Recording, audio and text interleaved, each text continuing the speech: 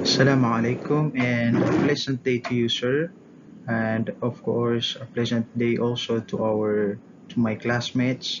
For today's video, we are going to talk about the ethical standards on ChatGPT, intelligence usage.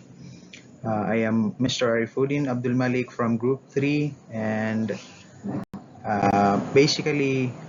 we are going to talk about the ethical standards on ChatGPT, artificial intelligence or AI usage, and we have here this passage. While utilitarians emphasize the maximization of pleasure, this does not justify cheating. But it is said by John Stuart Mill's versions of utilitarianism highlights the pleasure should be assessed not just by quantity but also by quality.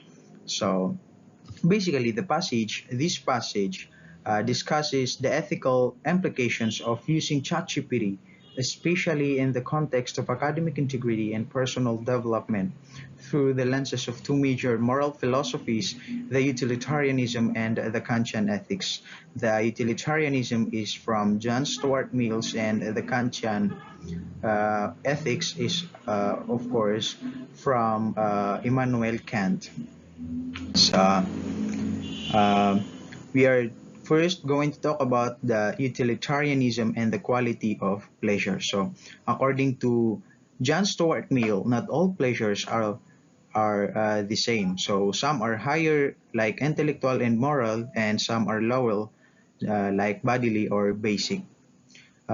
Using ChatGPT to avoid thinking for yourself may offer quick satisfaction. Yes, it can offer quick satisfaction, but uh, the quality of pleasure that you are going to receive is lower. This shortcuts learning, dull critical thinking, and robs students of the opportunity to grow intellectually. That's basically true. So, in Mill's view, quality of learning and understanding matter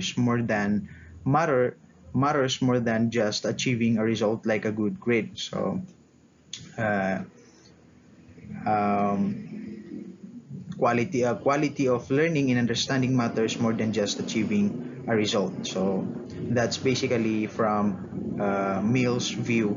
So we have here the key point, like if you use ChatGPT just to finish an assignment without understanding, uh, so of course you're sacrificing deeper, more meaningful and growth for temporary ease. uh, Second we have is the Kantian ethics from Immanuel Kant. uh, And this Kantian ethics is basically the universal law, also called as universalizability.